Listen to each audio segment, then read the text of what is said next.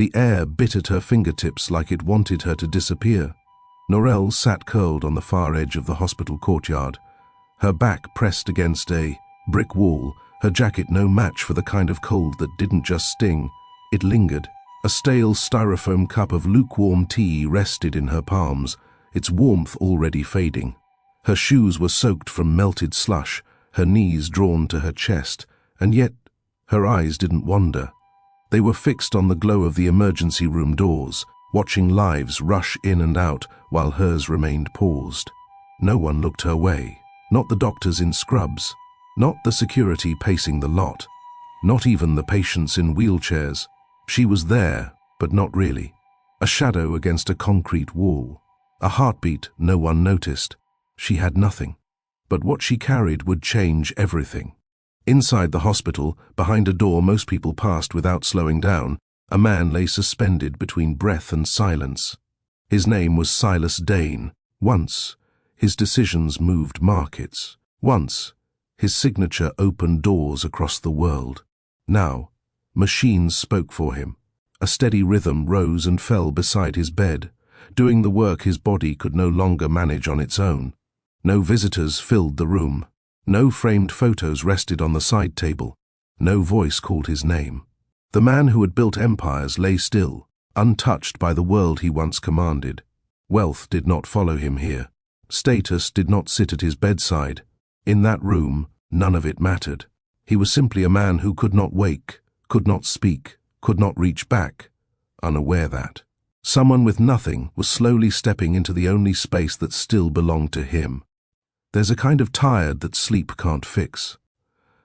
Norelle knew it well. It came from being unseen for so long that you begin to question if you're even real.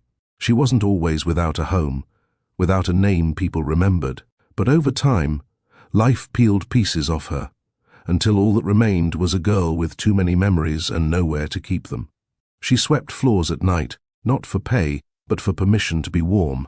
No one asked where she came from. No one asked anything. It was easier that way, for them, at least.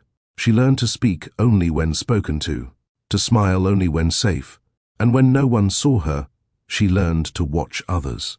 She watched patients come and go, watched families cry and rejoice, and eventually, she watched him, the man in room 6B, the only one who didn't look away.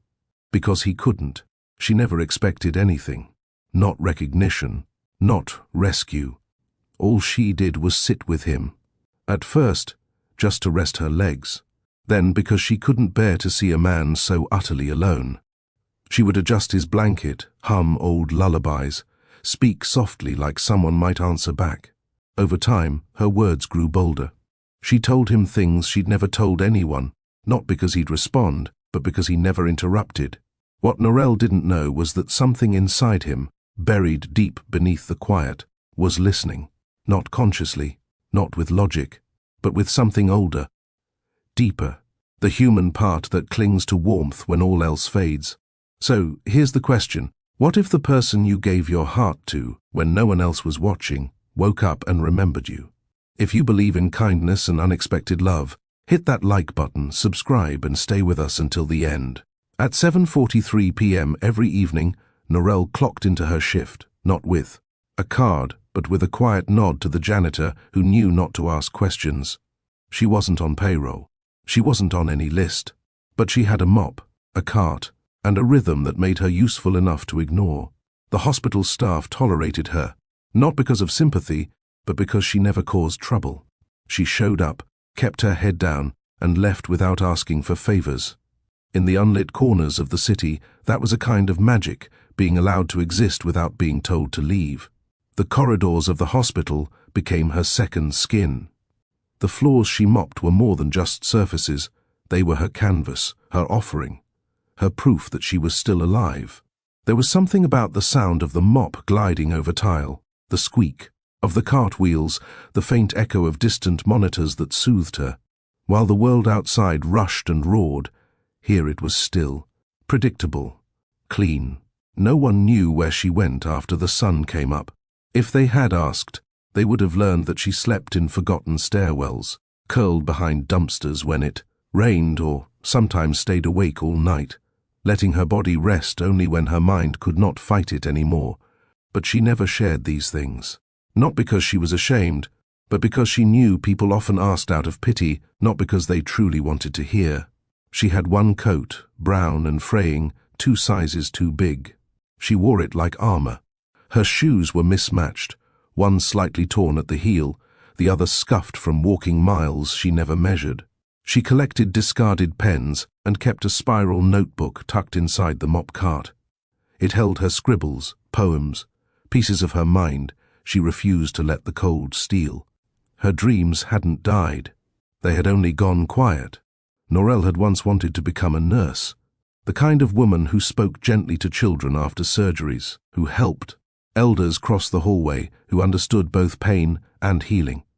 But paperwork didn't care for girls who grew up in shelters, whose records were scattered across group homes and case files. Life had its own way of closing doors before she even knew how to knock. And so, she swept instead, mopped, picked up after others. But even in silence, she held on to a sense of purpose. She memorized patient schedules, knew which nurses worked double shifts.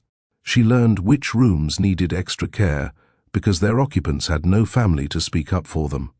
It mattered to her, being useful in the shadows. She found comfort in things others overlooked, the warmth of a freshly laundered blanket, the quiet hum of the vending machine near the pediatric wing, the way some patients smiled through their pain when she nodded goodnight. These little things reminded her that life, even at its harshest, still had soft corners. The cleaning cart gave her access, not to power, not to privilege, but to places where she could bear witness. She became familiar with the dim hallway lights, with the late-night conversations of overworked nurses, with the lonely sounds of patients whispering into the dark. This world, fluorescent and sterile, was her sanctuary, not because it was kind, but because it was consistent. Norelle, with her mop and unspoken memories, was a ghost to most. But inside, she carried a universe no one ever paused long enough to see. Before she knew the weight of silence, Norelle had a mother who sang. Not perfectly, but honestly. There was one song in particular, a lullaby in a language she no longer remembered, that used to calm her down during storms. That memory lived somewhere in the folds of her mind, softened by time, hardened by absence. Her mother's voice was the last warm thing she could truly hold on to. When the state came, it came fast. Papers shuffled, signatures scribbled, a promise that things would stabilize. But stability was just a nicer word for moving from house to house, stranger to stranger. Norelle learned to pack quickly, to say little, to never get too comfortable with any bed, wall color, or face. The foster system didn't fail her with violence. It failed her with indifference. She remembered a home where the adults gave the good food to their biological kids and left scraps for the rest. Another, where she was accused of stealing a comb she'd never seen. And another, where kindness came in rare doses, like the time a foster sister gave her a sweater without asking for anything in return. Norelle had kept the button from that sweater for years, carrying it in her pocket like a prayer. School was no escape. Changing schools every few months meant relearning teachers' names, trying to make friends, without letting anyone too close, and always knowing she was the temporary girl. She was smart, teachers said so. Her reading level was ahead. Of her grade, her science projects earned quiet praise. But when it came time for parent-teacher conferences, no one showed. When scholarship opportunities came up, there was no one to help her fill out the forms. By the time she turned 17, she aged out of the system, pushed into adulthood without a map, a key, or a single hand to hold. She worked, waitressed, stocked shelves. She even enrolled in community college once, thinking maybe she could still chase that dream of becoming a nurse. But when her roommate vanished with rent money and she couldn't keep up the payments, she was evicted. The dorm room turned into a park bench. The textbooks she loved were traded for travel-sized deodorants and socks from dollar bins. Years later, she couldn't remember the last time someone called her by her full name with kindness. But she could remember the smell of antiseptic. It reminded her of the nurse who once let her hold her baby sister in the NICU. It reminded her of bandaged knees and care that felt clean. It reminded her that someone, somewhere, once believed in healing. That was why she kept returning to the hospital, not just to mop, not just to stay warm, but because something about it reminded her that she hadn't disappeared completely, that maybe the girl who wanted to help people still lived inside her, even if only in quiet, small moments. When she walked those corridors, she wasn't just sweeping floors.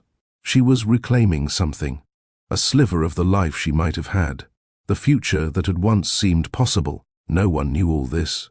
Not the security guards who gave her curt nods, not the nurses who handed her leftover toast, not even the sleeping man in room 6B, but somehow she felt that if anyone might understand the kind of loss that didn't show on the outside, it was him.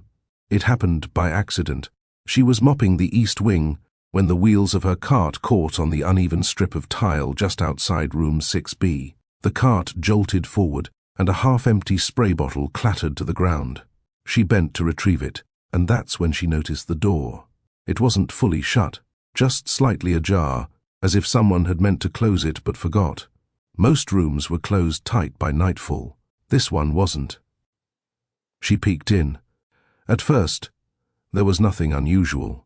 A man lay in the bed, head turned slightly, an oxygen line resting beneath his nose, machines humming steadily beside him. He looked young, not youthful but young enough that the grey in his hair felt earned, not inherited. His face was calm but tired. His chest rose and fell in shallow rhythms, and the only movement in the room came from the steady blink of the monitor. The nameplate read, Silas Dane. It meant nothing to her then, just another patient, another silent figure surrounded by cables and sterile sheets. But something about him made her pause. No visitor's chair, no snack wrappers or water bottles left behind, no flowers, no signs of laughter or stories, or even a trace of scent that suggested someone had been here often.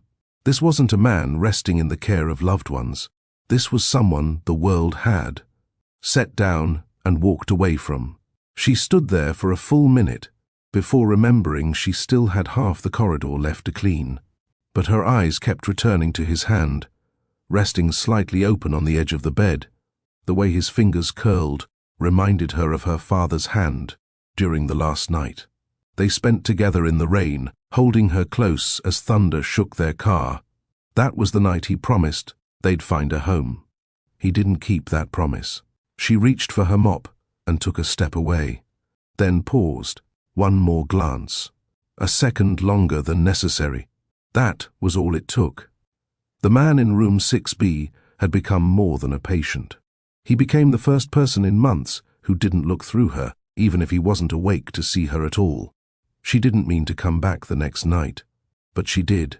And the night after that, it started with something simple, taking a little longer to mop the section outside his room. She'd scrubbed the same spot twice, just to give herself a reason to glance through that doorway.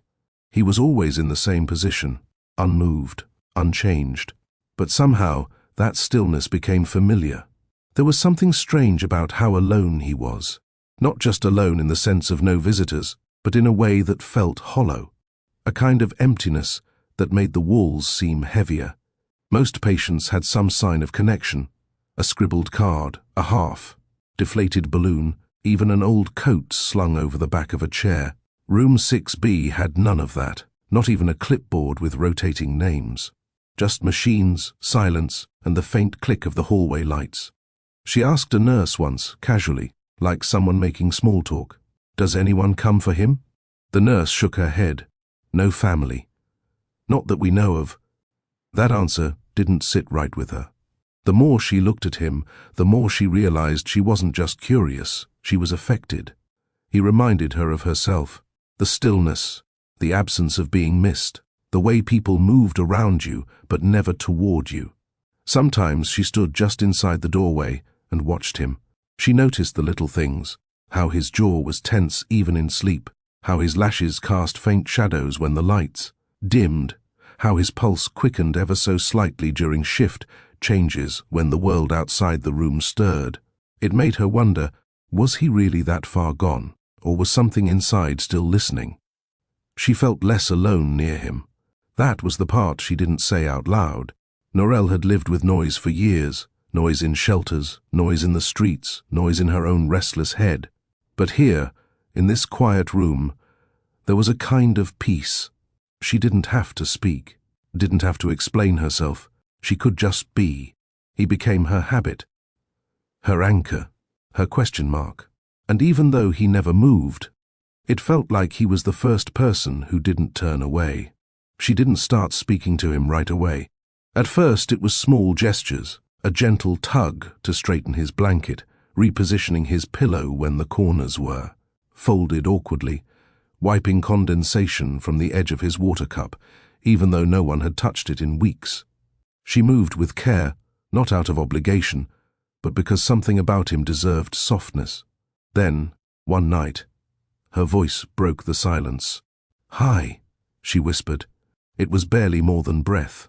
She looked around to make sure no one heard, not because she was ashamed, but because, if anyone asked her why she was talking to a man who couldn't respond, she wouldn't know how to answer.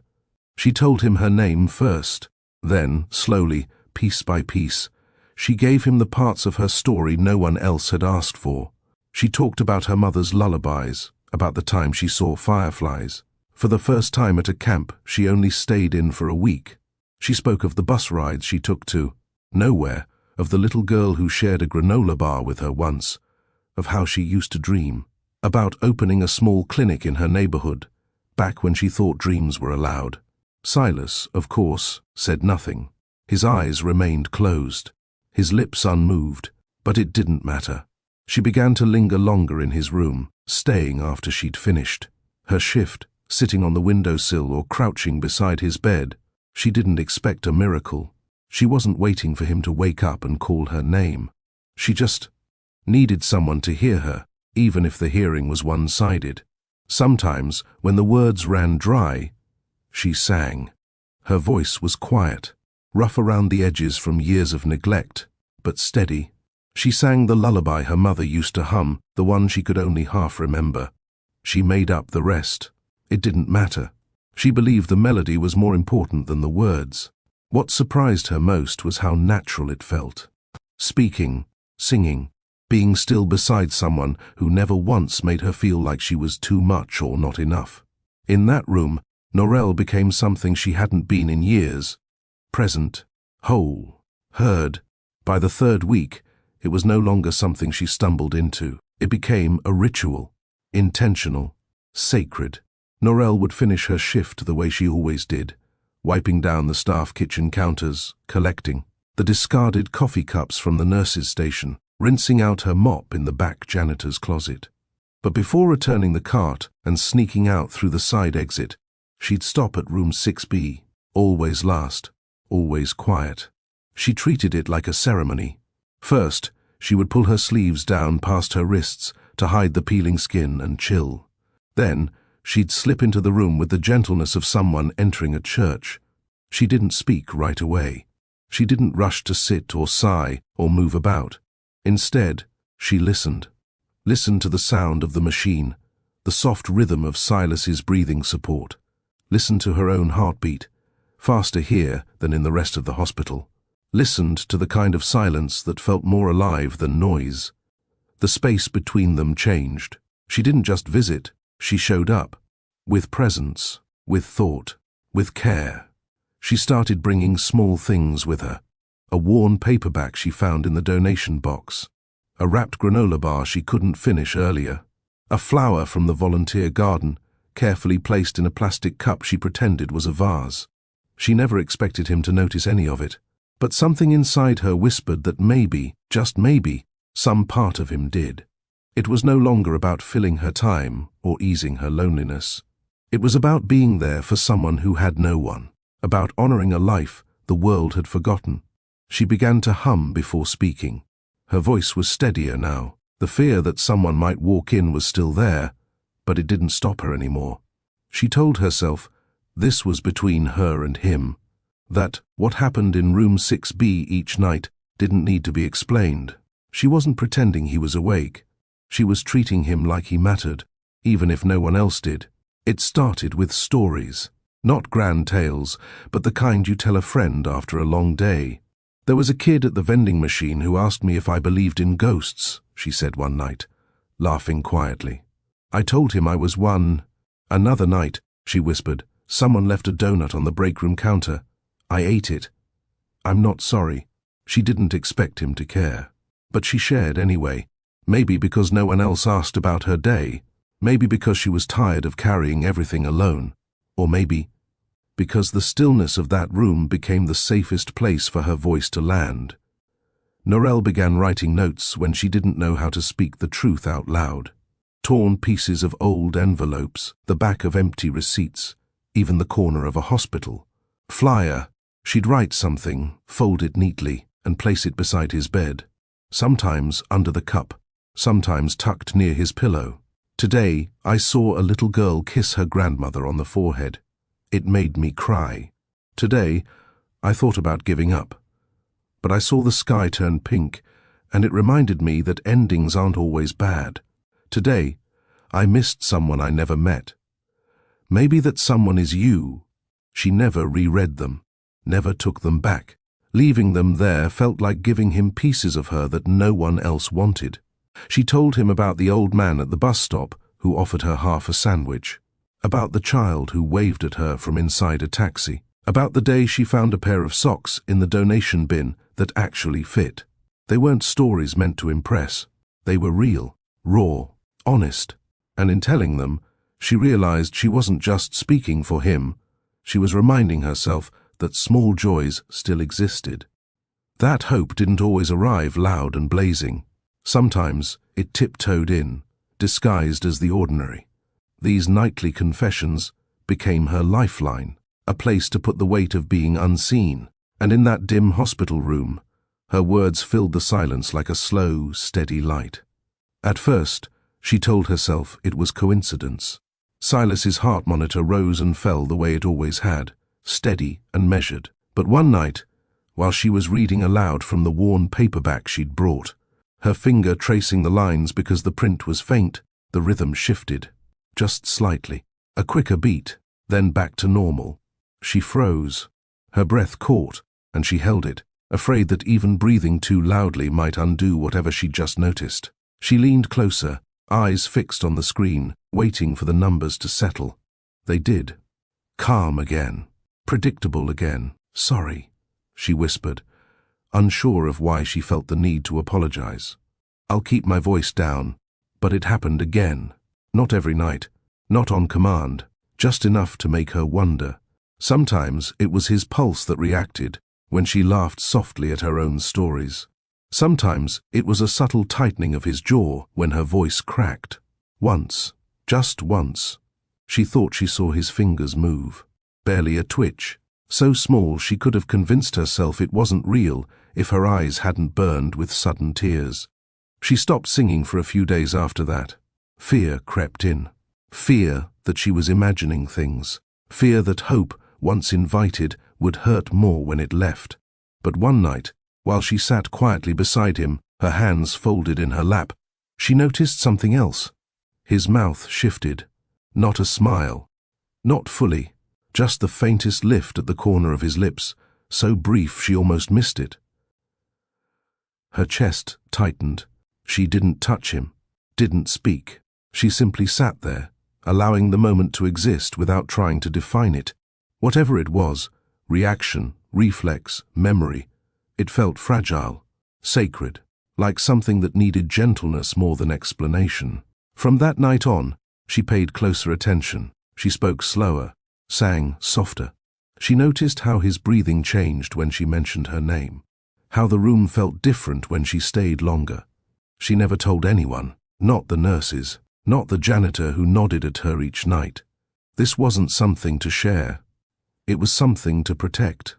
Because deep down, Norelle felt it. She wasn't just speaking into silence anymore. Something was listening. They noticed. Not at first. For weeks, Norelle had been like wallpaper, there but unseen. But quiet things done with consistency eventually stir curiosity. A nurse, half asleep during her third double shift, caught Norelle slipping out of room 6B one morning. Another staff member spotted her sitting by the window, scribbling a note, eyes red from crying. Whispers began to float between break-room doors and behind clipboards. Does she know him? Was she part of his past? Maybe she's hoping for something when he wakes up. Some were gentle in their questioning. One nurse approached her during her mop run and said, kindly but firmly, "Sweetheart, you don't have to keep going in there. He won't know. He's not." But Norelle cut her off with a small smile. "He's still here." The nurse blinked, caught off guard. But why him? Out of everyone? That was the question that kept circling. Not asked maliciously, but as if her compassion needed a justification. As if there had to be a reason behind her kindness. A motive behind her presence. She didn't argue. Norelle had learned long ago that defending love in a place built on facts rarely worked. Hospitals measured everything: oxygen, blood pressure, fluid levels, but not devotion. Still, it stung. The idea that sitting beside a man who had no one must mean she wanted something. As if kindness wasn't enough of a reason. She continued her visits, undeterred, but something shifted. Now, when she walked into his room, she did so with quieter steps. Not from shame, but from the sense that this fragile space, the one she'd built slowly and sacredly, might not survive too much scrutiny. They called her devotion odd, but no one had asked what it meant to feel needed by someone who couldn't ask for help. No one had paused to wonder what it meant for a girl with nothing to show up for someone with no memory of who he was. One evening, as she was folding a clean blanket at the edge of Silas's bed, a nurse, this time a new one, stood in the doorway. She didn't speak at first, just watched, arms crossed. Curious, but not cruel. "You've been coming here a while," the nurse finally said. "You do more than some of his family would, if he had any." Norelle didn't look up right away. She smoothed the corners of the blanket, tucking it neatly under the mattress, then brushed a piece of lint from the pillow with care. "Yeah," she said quietly. "I guess I have." "Why?" the nurse asked. Not in judgment, just confusion. Norelle straightened, her eyes soft but unwavering. "Because he's still here." The nurse tilted her head. "But he can't hear you. He can't talk. You don't even know him." "I don't have to know him to care," Norelle replied. "I don't have to be remembered to show up." The nurse didn't respond. She blinked once, then nodded slowly and stepped away. It wasn't a grand defense. Norelle didn't launch into speeches or try to justify the growing bond she'd formed with a man in a coma. Her answer was simple, because her truth was simple. He was still here. He breathed. He existed. And that was enough. She had lived in rooms where people stopped looking her in the eye. She had felt the sting of walking past someone who clutched their purse tighter or turned their face away. She knew what it was like to be present and yet treated like a ghost. But when she looked at Silas Dane, when she stepped into room 6B, it reminded her that even people society once worshipped could be forgotten, that no one was too powerful to be left behind. That's what connected them, not shared history, but shared invisibility. And the difference was, Norelle chose not to look away. No one knew how heavy it was to feel unnecessary, to move through the world with no one waiting, no one noticing, no one needing you. That weight, silent and invisible, had followed Norelle for years. But in room 6B, that weight lifted, just a little. For the first time in a long time, she had somewhere to be that didn't ask for payment, didn't demand perfection, didn't send her away. It gave her something she didn't know she was missing. A role, a reason, a place. She had spent so long drifting, doing enough to survive, never enough to matter. But here, by Silas's bedside, she felt anchored, as if her presence made a difference, even if he never woke, even if no one else cared. Some people found purpose through titles, accolades, or loud declarations. Norelle found hers in the quiet, in the soft murmur of her voice as she read, in the hush of lullabies hummed under breath, in the folded notes she left behind. She wasn't trying to change the world. She was trying to remind herself that it still had room for people like her. The more time she spent in room 6B, the more she realized she wasn't just helping him. She was healing too. Each night became a step away from the girl who only existed in passing glances and one-word answers. She was reclaiming her name, her voice, her right to belong somewhere, even if it was beside someone who couldn't say her name back. She didn't expect the world to notice. She didn't need the staff's approval or the hospital's permission. All she needed was the knowledge that when she sat by Silas, something in her settled. She didn't feel broken anymore. She felt real. Even if he never woke, even if he never said a word, she would still come. Because someone had to choose to stay when everyone else left. And this time, that someone was her. It came in the form of a quiet conversation behind closed doors. A change in policy, a tightening of protocols. Winter had arrived harsh and early, and with it came budget reviews, departmental cuts, and reorganized priorities. One of the nurses, someone who liked her, or at least tolerated her, broke the news gently. They're reviewing all access, volunteers, night shifts, anyone not officially on the schedule. Norelle had known this day would come. You can only exist on the margins for so long before someone notices. "So that's it?"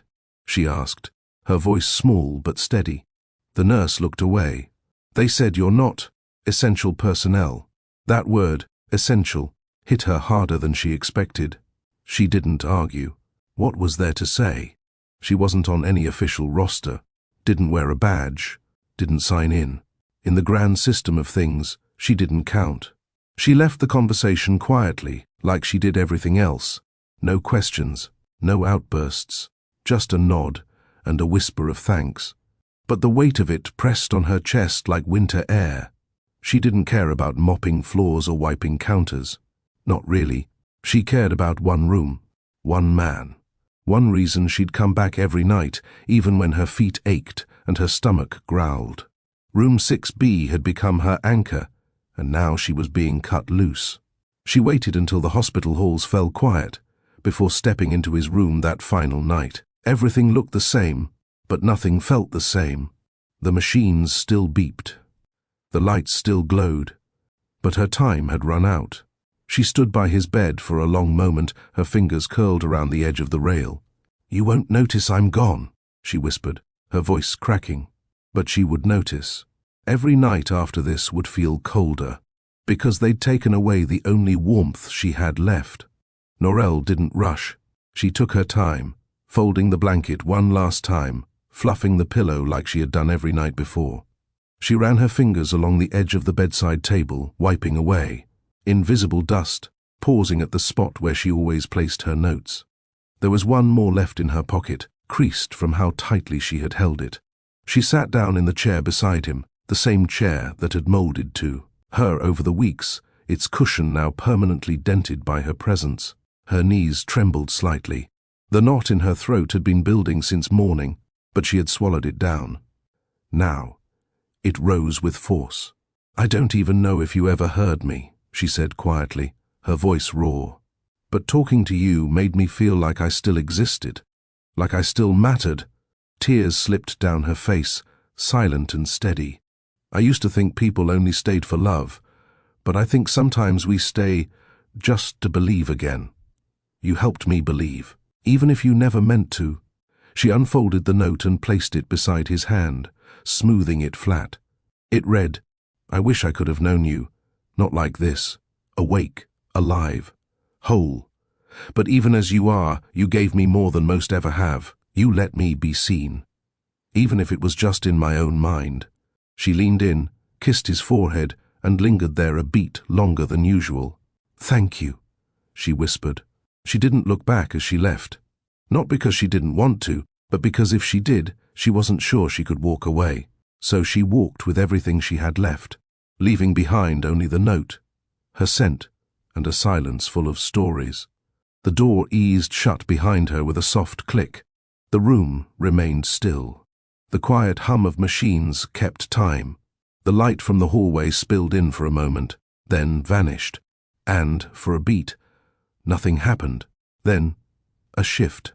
Small, barely noticeable. The tiniest flutter beneath Silas Dane's closed eyes. A tremor in the muscles that had not moved in months. His eyelids twitched once, then again, as if trying to open but not yet remembering how. His right index finger curled, slow and unsure, dragging ever so slightly against the blanket she had just tucked in. The heart monitor beeped a little faster. Not chaotic, not urgent, just different, like something was stirring beneath the surface. The nurse doing the early round didn't see it. She had passed by the room, glancing in quickly, clipboard in hand. From her view, he looked unchanged, still, unmoving. But inside, something was beginning to wake. The scent she left behind still lingered faintly in the air. Lavender and something warm, the kind of scent that settles into memory before you know it's there. His lips parted just slightly, as though trying to shape a sound that hadn't yet reached the surface. The note lay where she had placed it, creased, folded, waiting. And in that quiet room, surrounded by machines and fading echoes of her voice, Silas did the only thing his body remembered how to do. He responded, not with words, not with movement anyone could measure, but with the first signal that the silence had been cracked, and that maybe, just maybe, someone's presence had reached further than anyone believed possible. Some stories are loud, full of declarations, sweeping gestures, applause. But others live in the quiet, in steady hands adjusting a pillow, in a folded note no one sees, in the patience of someone showing up night after night with no promise of being remembered. That was Norelle. She stayed, not for recognition, not for reward, not even for hope. She stayed because presence is its own kind of love. Because sometimes the deepest kind of care is silent and unconditional. Because she understood that just being there, when the world had moved on, is a language of its own. And without knowing it, her voice may have been the only anchor tethering a soul back to life. Now we ask you, would you stay for someone who couldn't respond? Would you keep showing up even if no one clapped, no one watched, no one knew? Tell us in the comments. Has there been a moment where you gave your heart with no certainty it would be received? Has someone stood by you when you had nothing to offer? We want to hear your story, because kindness leaves echoes. And sometimes it's the quietest acts that wake a sleeping world. If this story has touched you, don't forget to like this video, subscribe to the channel, and share it with someone who believes in the quiet strength of compassion. Let's keep telling stories that remind us presence matters, even when no one's watching. The machines were still humming when it happened. The early shift nurse had just begun her rounds, scribbling notes half awake, glancing into rooms with a detached rhythm of routine. She walked past room 6B like always, glanced inside, expecting the same unmoving figure, the same steady line on the heart monitor. But this time, something was different. The line wasn't just steady, it was active. She blinked, then looked again. His hand twitched. Not a reflex, not a spasm, a purposeful, slow movement. She rushed in, calling out his name cautiously. "Mr. Dane?" His eyelids flickered. The monitors beeped louder. Then, he groaned. The sound was rough, as if his voice had been buried for ages. He shifted slightly, his brows knitting together like someone trying to fight through thick fog. The nurse leaned in. "Sir, can you hear me? You're at St. Mary's Hospital. You were in an accident, but you're safe now." He didn't answer right away. She touched his shoulder gently, her voice softer this time. "Can you tell me your name?" There was a pause. His throat worked hard, struggling to form something. Then, barely above a whisper, it came. "Norelle." The nurse froze. She looked down at the clipboard in her hand. No one by that name was listed in his records, not a family member, not a contact, not even in the staff directory. She tried again. "Who is Norelle?" His eyes were only half open now, glazed and heavy, but the name came again, just a little louder. Norelle. No mention of his company, no questions about his injuries, no panic about where he was or what had happened. Just her name, repeated like a prayer, like it was the only thing tethering him back to the world. The nurse alerted the attending physician immediately, her voice brisk over the intercom but laced with disbelief. Within minutes, Silas's room filled with movement, monitors being checked, his vitals confirmed, lights adjusted, assessments begun. But amid all the clinical procedures, one question hovered in the air. Who is Norel? The name didn't match any emergency contact on file. No visitor logs included it. No nurse or cleaning staff recalled anyone by that name being assigned to room 6B. The social worker scanned the records again. Nothing. Not even a first name match. Is she a family member? Someone asked. No, said the nurse who first heard it. At least, not officially. The confusion spread quickly. Specialists speculated. Some suggested it could be a nurse he'd imagined during the coma. Others wondered if she was someone from his past. An old love, maybe, or a caregiver from a different facility. But no one could verify it. No photos in the room. No signed cards. No trace of her ever being there. One nurse, older, thoughtful, said, I remember a girl. Used to mop the halls at night. Quiet. Always wore the same coat. She'd stop by here sometimes. I think she said her name once, but I didn't catch it. The attending frowned. A volunteer? The nurse hesitated. Unofficial. She helped out. We let her stay during the colder nights. I think she kept to herself. Well, find her, someone said. He's asking for her, but they didn't know where to start. She wasn't on any list. Didn't leave a number. No forwarding address. Nothing but a name. One spoken in the strained, cracked voice of a man returning from silence. And still, he kept saying it. Norel. As if he didn't care about their questions. As if none of the details they scrambled to gather mattered. Because to him, she was the only one who did. When the doctors began asking questions, Silas tried to answer them. He really did. He searched his mind the way someone searches a dark room with their hands stretched forward, hoping to bump into something familiar. But there was nothing. They asked him about the accident. He shook his head slowly, confusion settling in his eyes. They asked about his company, the work that once defined him, the life he lived before the hospital bed. Blank. They asked about family, friends, a home. Nothing came. Each question left him more unsettled than the last, not because he couldn't answer, but because he felt no pull toward the answers. No urgency, no emotional trace. Instead, there was something else. A feeling, warmth, a presence that didn't demand explanations. When he closed his eyes, he didn't see faces or places. He heard a voice, soft, careful, familiar in a way that made his chest tighten, a voice that spoke to him without expectation. That told him stories. That stayed.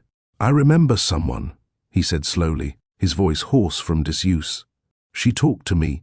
The doctor leaned closer. Can you describe her? Silas frowned, frustrated. I can't see her face, but I know how she made me feel. How is that? The doctor asked.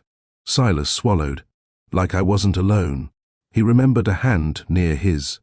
Not gripping, just resting close enough to matter. He remembered singing, quiet, imperfect, but full of care.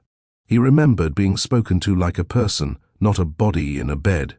And, always, the name, Norel, he said again, more clearly this time. That's her name. The staff exchanged glances. They tried to redirect him, to anchor him to facts and timelines. But Silas kept returning to the same place, the same memory. Her. Whatever life he had before, whatever success, whatever recognition, it was gone.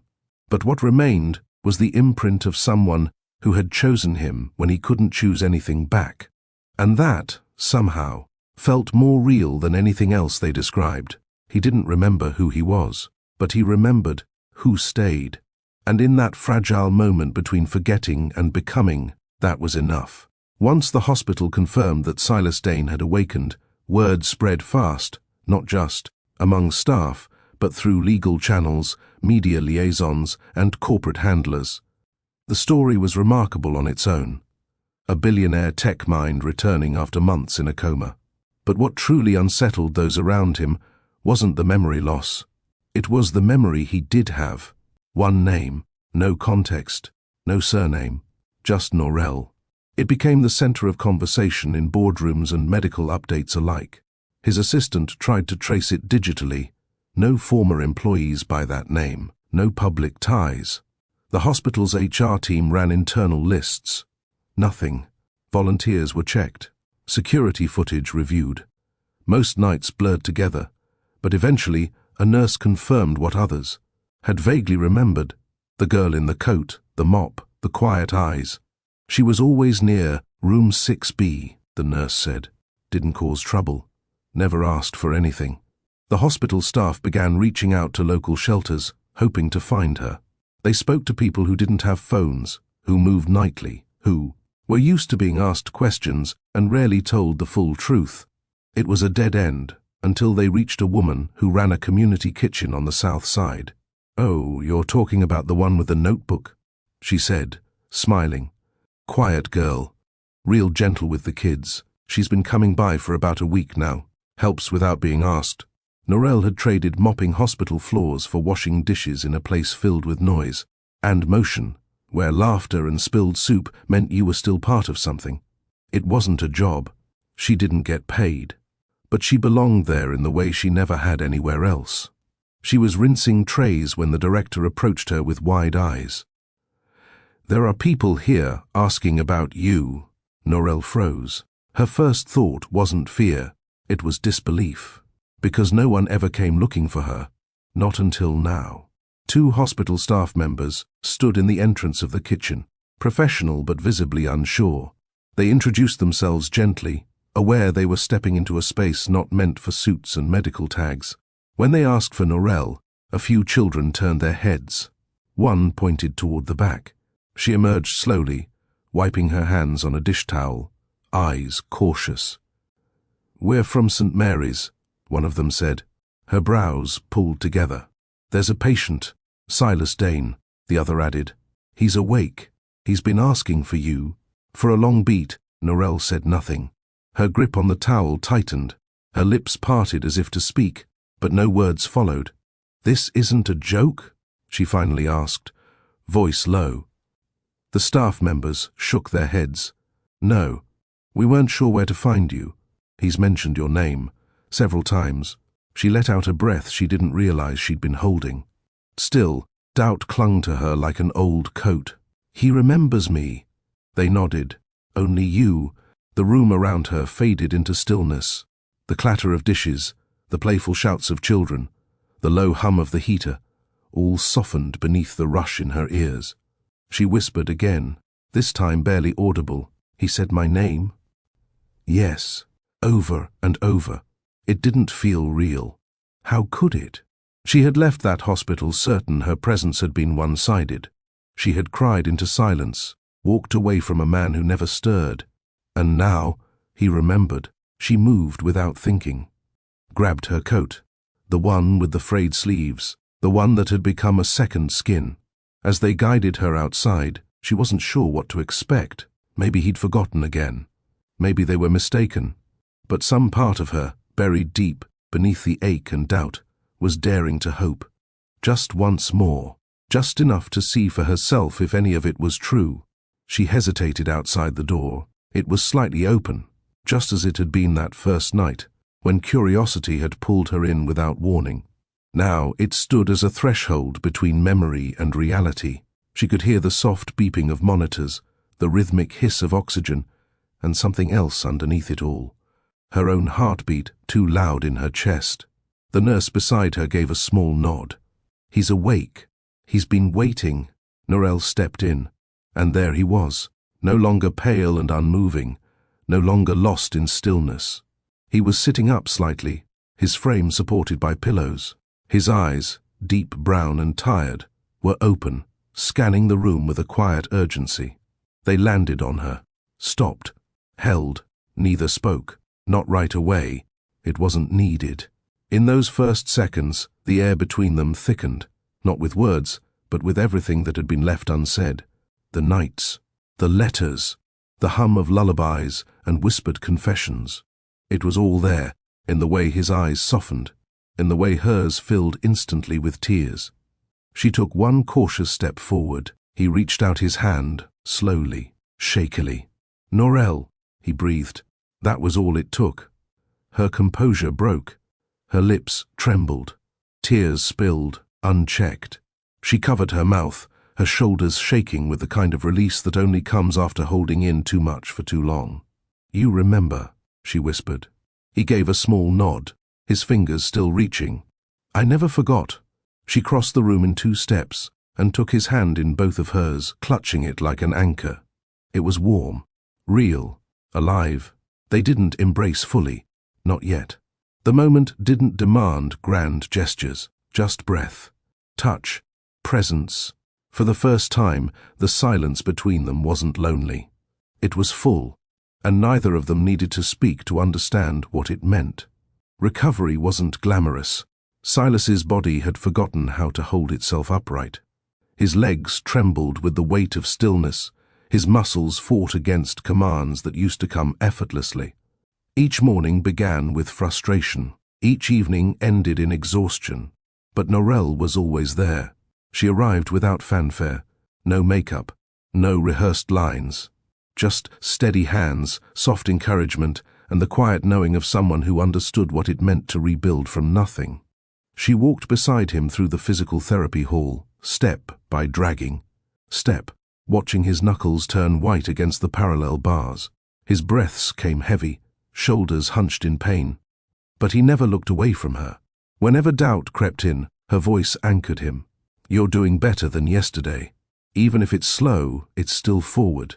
When he collapsed into the wheelchair after another failed attempt, she didn't flinch. She crouched beside him, wiped his sweat with a towel and whispered, "You're still here. That's the victory." He believed her. Not because she sugar-coated the truth, but because she never left.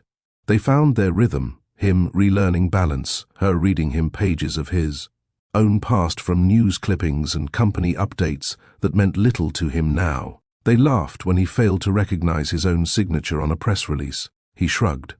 "Doesn't feel like me. Then don't chase him," she said. "Let yourself become someone new." And so he did. Not for the empire waiting outside. Not for the investors or legacy or name. He did it for the girl who never asked for a thing, yet gave him everything. Each milestone became theirs to share. The first time he stood without support. The first time he took 5 steps. The first time he looked into her eyes and didn't feel lost. She had been the light when everything went dark. And now, step by shaky step, he was walking toward it. It didn't take long for the outside world to catch up. Word had spread. Silas Dane, the once silent billionaire, was not only awake, he was recovering. And beside him, almost constantly, was a woman no one could quite place. She wasn't listed on any emergency contact forms. She wasn't on payroll. She had no address tied to him. No legal ties. No shared history on record. Still, she was there, every morning, every evening, holding his arm as he practiced balance, reading him messages from former colleagues he didn't remember, sitting in the waiting room while specialists assessed his progress. It unsettled people. The lawyers came first. They asked polite questions draped in caution. "May we know your relationship to Mr. Dane? Were you appointed by the hospital? Has he made any verbal declarations regarding his estate in your favor?" Norelle answered each question without flinching. Her voice never rose. Her answers were simple. "I'm just someone who stayed." That wasn't enough for them. The doctors had their own concerns.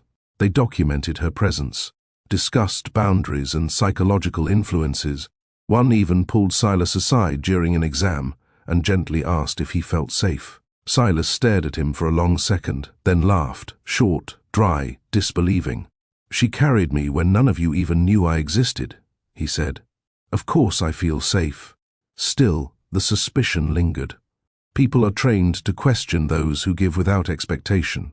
In a world used to exchanges, favors for favors, love for security, attention for influence, Norelle didn't fit. She came without terms, stayed without reason, gave without asking. It baffled them. She had no demands, no requests, no agenda. She didn't want his name. She didn't want his money. She only wanted him to heal. And in a world that measures worth by cost, her presence felt unexplainable. But Silas didn't need their explanations. He knew the truth. She had been the only real thing in a time when everything else had gone quiet. They questioned her in hushed meetings and side hallways, but when they finally brought the concerns to, Him directly, sitting upright in a hospital room that once held only silence. Silas listened patiently. His eyes scanned the room slowly. 3 men in suits, a hospital administrator, a family lawyer he barely remembered hiring. "We're only looking out for your interests," one of them said. Silas leaned back in his chair, the same chair where Norelle had once sat with, a blanket in her lap, humming lullabies to someone who couldn't respond. "My interests," he echoed, voice dry. "She has no formal connection to you," another added. "No verifiable background, no employment history here. It's unusual, given your status." They avoided saying it outright, but the implication was clear. They believed Norelle had inserted herself into his life for a reason, that she'd seen an opportunity, that she was taking advantage of a man at his most vulnerable. Silas gave them a long look, then said, quietly but firmly, "She gave me life when I had none." The words landed like a weight in the room. She sat beside me when no one even knew I was still breathing. She spoke to me when I couldn't speak. She showed up with no reason to stay. "You think she's a threat?" He shook his head slowly. "She's the only reason I came back." They tried again, gently, bringing up estate protections, legacy concerns, emotional vulnerability. Silas cut them off. "If any of you had stayed in that room for 5 minutes, you'd know. You'd feel it." One of the younger lawyers opened his mouth, then shut it. Silas didn't yell. He didn't pound his fists. He just made it clear she was not to be questioned, not in his presence, not under his roof, because in a world full of people who showed up once the headlines returned, she was the one who stayed when the world had gone quiet. And in his eyes, that made her the only one who ever truly earned her place. The headlines assumed he'd returned to the skyline. Silas Dane, recovered and walking again, was expected to resume the life he once ruled. Penthouse, suites, glossy conference rooms, sleek black cars pulling up to high-rises named after him. But he didn't. Instead, he signed the deed to a modest 2-bedroom house on the edge of the neighborhood near the shelter where Norelle spent her mornings serving meals. The house wasn't grand. The roof needed minor work. The walls still smelled faintly of fresh paint. But it was quiet, safe, real. It had a porch with chipped steps and a creaky swing. A tiny backyard where the sun hit just right in the afternoon. A kitchen barely bigger than the hospital room he'd healed in, but one that Norelle had once mentioned reminded her of the kind her grandmother cooked in. He didn't buy it for show. He bought it because he wanted to build something that had nothing to do with status or press releases, something that didn't echo with emptiness when night fell. And most of all, he bought it because it was near her, not to keep her close out of gratitude or guilt, but because being near her felt like home in a way nothing else ever had. He filled the fridge himself, bought mismatched mugs from a local thrift shop, placed one on the counter with a small note. No towers, no titles, just space. For whatever we want to make of it. He waited until she finished her shift at the shelter, the late afternoon sun, casting long shadows on the sidewalk as children chased each other outside. Norelle emerged with sleeves rolled up, her face flushed from dishwater and laughter. She stopped when she saw him, leaning against the fence, hands in his pockets, nervous in a way that didn't suit a man who used to lead boardrooms. He greeted her with a soft smile. "You look different," she teased. "Alive," he said simply. She chuckled, but there was caution in her eyes. "What brings you all the way out here?" "I bought a house," he said. "Let me guess," she said. "Something that fits a king." He shook his head.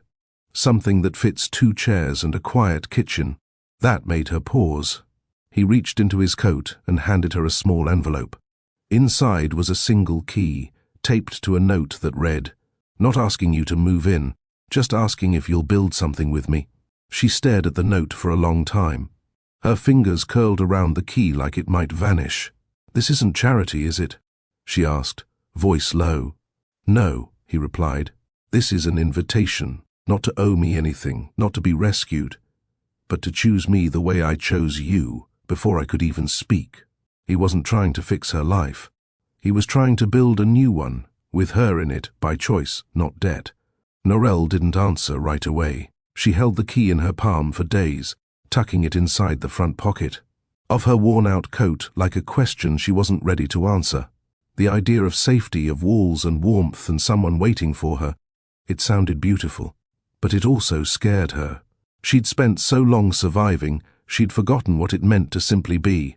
And while Silas had never made her feel small, the world around him still felt too big, too polished, too far from where she came from.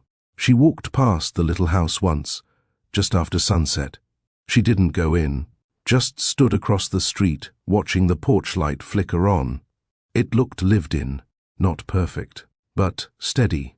It reminded her of him, waking up slowly, step by painful step, choosing life again. Still, she hesitated, because she didn't want to be a symbol, didn't want to be the girl saved from the streets by a man who could afford anything. She wanted to matter, not because of what she lacked, but because of what she offered. She wanted to know that this thing between them wasn't born from gratitude or pity. So the next time she saw him, she asked, "Why me?" Silas didn't blink. "Because when I had nothing, not even myself, you were already there. I'm not building something for you. I'm building it with you, only if you want to." That was the answer she didn't know she needed. Some stories don't unfold with grand gestures or perfect timing. Sometimes they begin with silence, with two people on opposite sides of the world, one forgotten by the world, the other frozen inside it, meeting in a space where neither expected to be seen. Norelle gave without expectation. She stayed when no one asked her to. And Silas, a man who once had everything, remembered only her when he had nothing. Not because she saved him with some miracle, but because she showed up. Because kindness, when it's consistent, plants seeds no one sees until they bloom in the most unexpected places. Now we want to ask you, have you ever helped someone who later helped you grow? Has someone ever seen the best in you when you had nothing to offer back? What did that moment teach you about connection, about love, about purpose? Share your story in the comments, whether it's a stranger who made you feel human again, a friend who stayed through your silence, or a moment where your quiet compassion changed someone's life. You never know what light you leave behind. And maybe, just maybe, someone will remember your name, even after the world forgets everything else. If this chapter moved you, hit the like button, subscribe to the channel, and share it with someone who believes in second chances and shared healing. We tell these stories because we believe in the quiet power of showing up. Let's build something new, together. The envelope came one rainy morning, slipped under her plate as she stirred oatmeal in the quiet kitchen. She blinked at it, confused. It wasn't her birthday, no holiday, just an ordinary morning, until she opened it. Inside were 3 pages, a class schedule, an acceptance letter, and a payment confirmation. She read the first line out loud.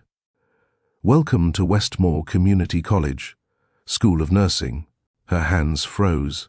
Silas was leaning against the doorframe, still in pajama pants and an old sweatshirt, holding his coffee like he hadn't just rewritten her future. "I didn't want to push," he said. "But you used to talk about it. Nursing school. Before everything." She stared at the papers. "I never applied. You didn't have to. I filled in what I knew. They accepted you on provisional enrollment. You'll meet the requirements before term starts." She shook her head, not in protest, but in disbelief. "Why would you do this?" He stepped closer. "Because you gave me back my life. This time, I want to give you back yours." She sat in silence, the weight of the papers sinking in. "I'm scared," she admitted. "I know," he said gently. "But scared doesn't mean unworthy. You've taken care of people your whole life. Now it's time for the world to give you the tools to do it, with your name on the door." She clutched the envelope to her chest like it was the first thing she'd ever truly owned. And in many ways, it was. While Norelle stepped into her new beginning, Silas found himself in unfamiliar territory. Not in hospitals or boardrooms, but in the world outside his old identity. The media still buzzed, waiting for a comeback headline, expecting him to reclaim his title. But he didn't rush to reclaim anything. Instead, he watched the world like someone seeing it for the first time. And through Norel's eyes, he did. She took him to a weekend fair, hosted by the shelter.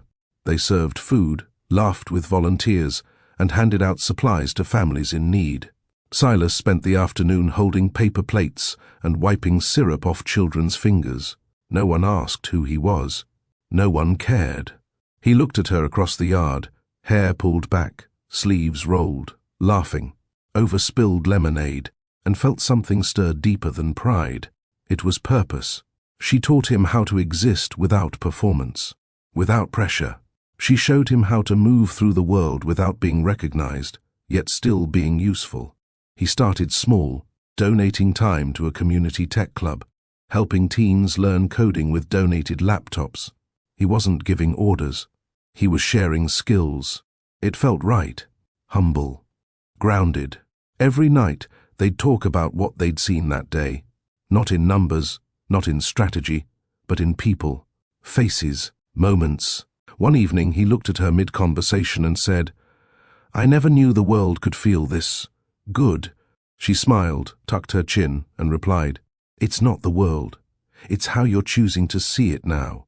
There was no dramatic kiss, no sweeping gesture beneath a city skyline. Instead, there was burnt rice, and laughter so uncontrollable it brought tears to both their eyes. It happened on a quiet Tuesday. Norel had insisted on cooking dinner. Something simple, she promised. Silas hovered near the stove, pretending to help but mostly watching, until she accidentally poured salt instead of sugar into the pot. The look on her face was so horrified, so genuine, he couldn't help but burst out laughing. "I swear I know how to cook," she groaned, chasing him with the spoon. "Sure you do," he teased, holding up a napkin like a white flag. They ended up eating toast and canned peaches on the porch, legs curled beneath them, shoulders brushing gently but deliberately. The silence between them was no longer uncertain. It was full of unspoken yeses. He started leaving her notes in the margins of a shared notebook, quotes, observations, sometimes just a single word circled twice. She responded with drawings, song lyrics, pieces of her day. They passed it back and forth like a secret language only they could read. Sometimes he'd reach for her hand while they washed dishes. Sometimes she'd rest her head on his shoulder while reading. Nothing rushed, nothing rehearsed, just two people learning each other, not through grand romance, but through presence. And one night, as she traced her name beside his in the journal's back cover, she whispered, "I never thought love would look like this." He touched her cheek, soft and steady. "That's because the world never showed us how quiet love can be." The window was open, letting in the kind of breeze that felt like a sigh, cool, gentle, and unhurried. The lights were dimmed, the kitchen quiet after another late dinner. Silas sat at the table, fingers tracing the edge of his mug. Across from him, Norel leaned back in her chair, arms crossed, head tilted toward the night sky. She'd been quiet all evening. He noticed, not because she said anything unusual, but because her silence wasn't empty. It was thoughtful, full of something she hadn't said yet. Finally, her voice broke through the quiet. "Why me?" Silas looked up, confused. "Why remember me?" She clarified, eyes not on him, but on the moon hanging faintly above the rooftops. "Of all the people, you forgot your company, your past, your family, but you remembered me. Why?" Her voice didn't accuse. It trembled in that way only vulnerable questions do, the ones asked without defense, without pride, without any expectation of a grand answer. Silas leaned forward, elbows on the table. He didn't answer immediately. He watched her instead, the way her fingers tapped the side of her glass, the way. She avoided his gaze, like afraid his answer might be too heavy or too light. She finally turned to look at him, and he smiled, softly, gently. "I've been waiting for you to ask."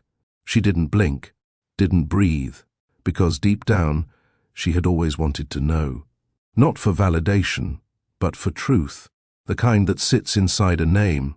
Silas shifted in his seat, taking a breath like someone about to open a door that had long remained closed. "When I was in that coma," he began, "I didn't dream. Not in the way people describe. no floating memories, no light at the end of a tunnel, just stillness, like being underwater with no sense of time or sound. Norel watched him, silent. But then, he continued, there was this voice, yours. I didn't know it at first. I didn't even know it was real, but it was warm, not loud, not demanding, just present. It didn't ask me for anything. It didn't try to wake me. It just stayed. His voice softened, turning almost reverent, and in all that stillness your name kept coming back to me, not like a fact, not like data, but like the first thing I wanted to say, not needed, wanted. She blinked rapidly, her throat tightening. I didn't remember my mother's name, not my company, not the city I lived in, he said, but yours.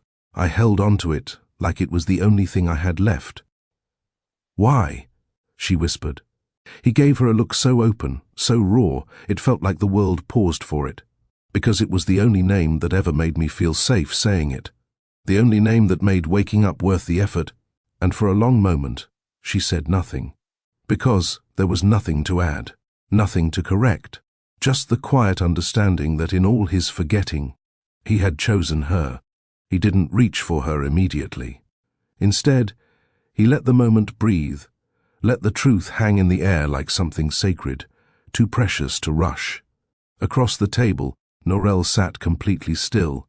Her hands rested in her lap, but her fingers curled, just slightly, like they were waiting for something. Her eyes shimmered, not from sadness, but from the quiet weight of being chosen. Silas leaned forward, slowly, then placed his hand on the table, palm up, open, steady. She looked down at it, then up at him. No pressure, no expectation. Just space. She placed her hand in his. Neither said a word. The room didn't need music. There was no toast to make, no photographer waiting outside to capture the scene. It was just them. Two people who had nothing when they met, except presence. A girl with folded letters, and a man with no memory. Finding each other in the most unexpected of silences. His thumb brushed over her knuckles. Her shoulders eased. There were no riches between them. No extravagant promises. Only this. One steady touch in a world that had taught them both to disappear. Outside, the wind moved gently through the open window. Inside, nothing moved except their hands, still joined, still warm. She gave him a smile. Small, real, and for the first time in a long time, she didn't feel like a girl on the edge of someone else's story. She felt home, in her own, with him. Some names stay even when everything else fades. Not all love stories begin with flowers or fireworks. Some start in silence, in fluorescent-lit hospital rooms, in folded notes, in a mop bucket quietly rolled down the hall. Norel didn't walk into Silas's life to fix it. She had no plan, no agenda, no expectation of being remembered. She simply showed up for someone who couldn't show up for himself. And somehow, that changed everything. While the world kept moving past her, she stayed still, long enough to be seen by the one man who had forgotten everything but her. She offered presence in place of promises, her stories, her stillness, her care. And when he finally opened his eyes, hers was the only name that made sense. This wasn't a rescue story. This was a return, a quiet coming home, for both of them, because healing doesn't always look like headlines. Sometimes it looks like burnt rice and canned peaches, like porch lights and mismatched mugs, like shared journals, shy smiles, and two people relearning how to be. And maybe that's what love truly is, not a solution, but a safe space, where nothing needs to be earned, where presence alone becomes the promise. Your turn. Have you ever cared for someone without knowing what you'd get in return? Has someone ever remembered you, not because of what you gave, but because of who you were when no one was watching? Drop your thoughts in the comments. Tell us your quiet love stories, the ones that never made noise but changed everything. If this story moved you, touched something tender in your chest, tap that like button, subscribe to the channel, share with someone who believes in the kind of love that doesn't ask to be seen. Because somewhere out there, someone's still whispering your name, and that might just be enough to bring them back.